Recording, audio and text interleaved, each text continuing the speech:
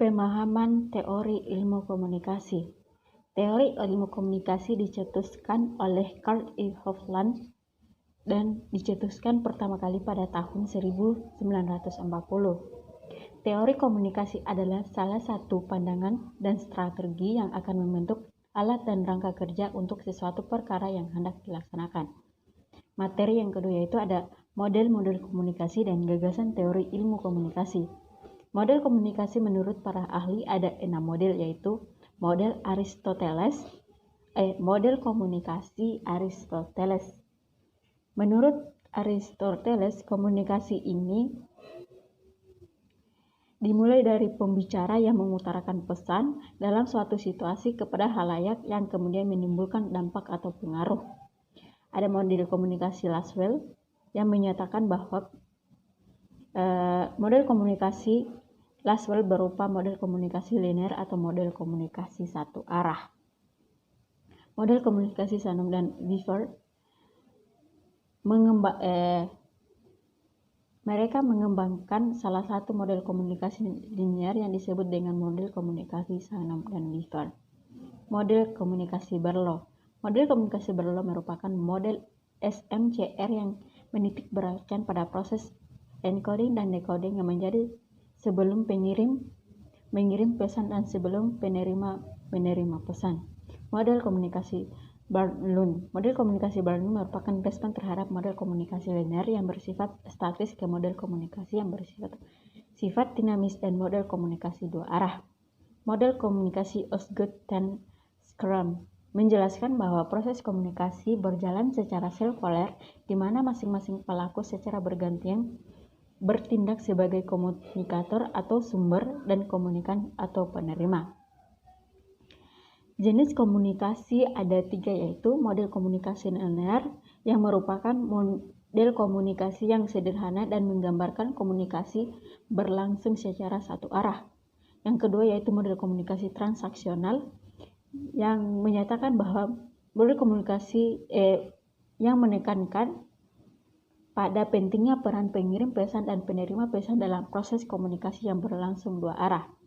Dan yang ketiga yaitu adalah model komunikasi interaksi.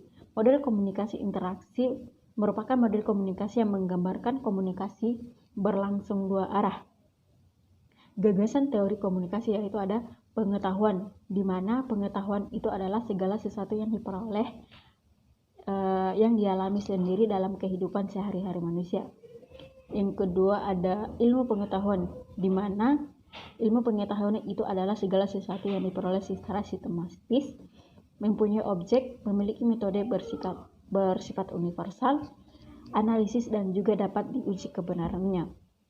Ada juga teori yaitu segala sesuatu pengetahuan yang dapat diuji baik diuji untuk dipersalahkan ataupun diuji untuk dibenarkan. Selanjutnya itu ada konsep, di mana konsep itu adalah segala sesuatu pemikiran secara umum yang diuji untuk dijadikan sebuah teori. Ada model komunikasi. Model adalah rencana yang menjelaskan suatu objek atau sistem yang berupa penyederhanaan. Materi ketiga yaitu perkembangan teori. Tradisi teori komunikasi menurut Robert Ayres ada 7, yaitu adalah ada semiotika, di mana semiotika ini tradisi yang membahas studi tentang tanda dan simbol yang berfungsi sebagai sarana untuk mempresentasikan sesuatu. Ada yang kedua yaitu tradisi fenomenologi atau pengalaman sadar individu, di mana tradisi fenomenologi ini berasumsi bahwa pengalaman sadar orang terhadap sebuah fenomena merupakan sesuatu yang secara aktif dan dapat dipahami dan juga dapat digali. Ada tradisi sibernetika. Tradisi ini merupakan tradisi sistem kompleks yang di dalamnya terjadi saling interaksi, sehingga teori-teori dalam tradisi ini menjelaskan bagaimana proses fisik, biologis, sosial dan perilaku bekerja. Dan selanjutnya ada tradisi sosiopsikologi atau individu sebagai makhluk sosial. Tradisi ini mempunyai gagasan utama yaitu bagaimana membongkar proses komunikasi yang berawal dari individu yang terlibat dalam aktivitas komunikasi.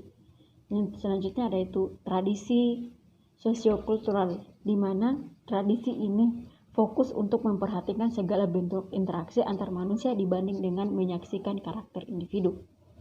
Kritis atau tradisi kritis yaitu di mana pendapat kaum minoritas kalah dengan kaum mayoritas tentang isu-isu publik. Tradisi retorika, di mana tradisi ini menekankan pada bagaimana menggunakan simbol untuk mempengaruhi orang lain. Materi keempat yaitu teori interaksi simbolik.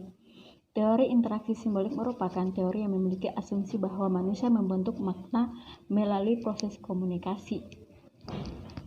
Teori ini juga berfokus pada pentingnya konsep diri dan persepsi yang dimiliki individu berdasarkan interaksi dengan individu lain. Dan selanjutnya itu kelima, teori dramaturgi, di mana teori ini merupakan sebuah teori yang menjelaskan bahwa di dalam kegiatan interaksi satu sama lain, sama halnya dengan pertunjukan sebuah drama.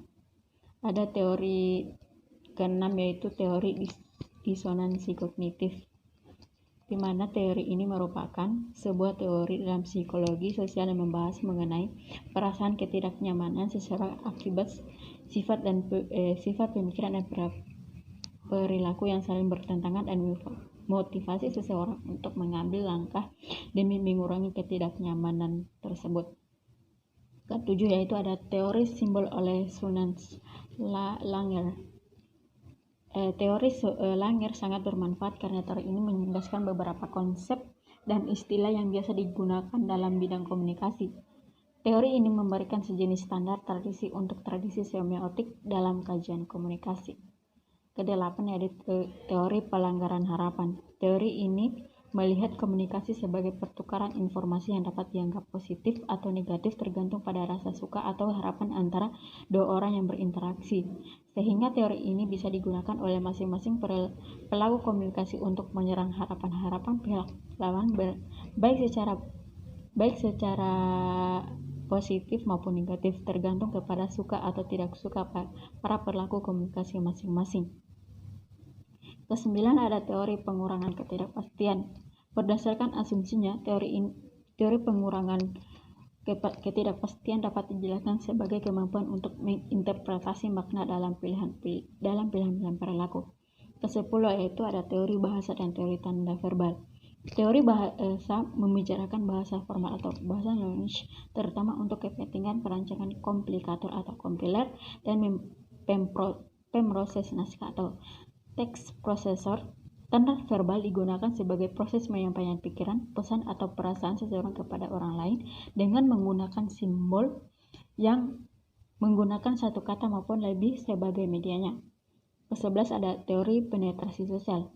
Asumsi teori ini ada dua, yaitu pertama, hubungan kemajuan dari tidak intim menjadi perkembangan hubungan sistematis dan dapat diprediksi. Dari asumsi ini tersebut dapat ditarik kesimpulan bahwa teori penetrasi sosial adalah proses ikatan hubungan sosial seseorang dari tidak mengenal menjadi sangat saling mengenal sifat satu sama lain. Ke-12 ada teori pertukaran sosial. Asumsi teori ini ada dua, yaitu manusia mencari keuntungan dan yang kedua adalah menghindari hukuman manusia sebagai makhluk sosial. Dari asumsi tersebut dapat kita tarik kesimpulan bahwa teori pertukaran sosial merupakan proses pertukaran informasi antara dua orang atau lebih yang saling menguntungkan. Ke-13 adalah teori dialektika rasional, di mana teori ini ditandai dengan adanya konflik dalam interaksi karena disebabkan oleh pemaksaan kehendak terhadap orang lain. Ke-14 ada teori dialektika relasional. Teori ini berasumsi bahwa hubungan bersifat linear yang ditandai dengan perubahan proses suatu hubungan untuk menegosiasikan suatu hubungan. Ke-15 ada teori manajemen privasi. Teori ini memiliki dua asumsi mendasar, yaitu manusia adalah makhluk pembuat keputusan dan juga manusia adalah pembuat peraturan dan peraturan, sehingga kita dapat menarik sebuah kesimpulan bahwa seorang manajemen privasi ini mengatur tentang privasi seseorang, apakah akan diperlihatkan ke orang lain atau tidak tergantung si pelaku keputusan. Ke-16 ada group think theory. Teori ini membahas tentang proses pengambilan keputusan pada suatu kelompok yang tidak mau mendengar keputusan atau opini publik, meskipun opini publik ini sudah teruji kebenarannya. Ke-17 ada teori budaya organisasi, di mana teori ini menciptakan dan memelihara pemahaman organisasi dengan menggunakan simbol budaya organisasi yang beragam. Ke-18 ada teori spiral keheningan, di mana teori ini menyatakan bahwa pendapat minoritas tentang isu publik tidak dianggap oleh media dibanding dengan pendapat kaum minoritas, sehingga kaum minoritas lebih memilih bungkam. Ke-19 ada teori ekologi media. Teori ini menyatakan bahwa perkembangan teknologi komunikasi memberikan dampak sosial di mana media selalu melingkupi setiap tindakan di dalam masyarakat. Ke-20 ada teori access and gratification, di mana teori ini menyatakan bahwa dalam penelitian audiens atau pemirsa dianggap sebagai penentu pesan dan media. Dan yang terakhir adalah teori agenda setting, di mana teori ini dapat dipahami sebagai pengaturan atau penyusun agenda acara kegiatan. Di dalam teori ini teori agenda setting ini banyak dipakai untuk penelitian oleh para peneliti yang ingin mengukur pengaruh media bagi halayak. Dua asumsi dasar yang paling mendasar penelitian tentang penentuan agenda setting adalah berikut, yaitu masyarakat pers dan massa media tidak mencerminkan kenyataan, mereka menyaring dan membentuk isu. Dan yang kedua adalah konsentrasi media massa hanya pada beberapa masyarakat untuk ditayangkan sebagai isu-isu yang lebih penting dari isu-isu yang lain.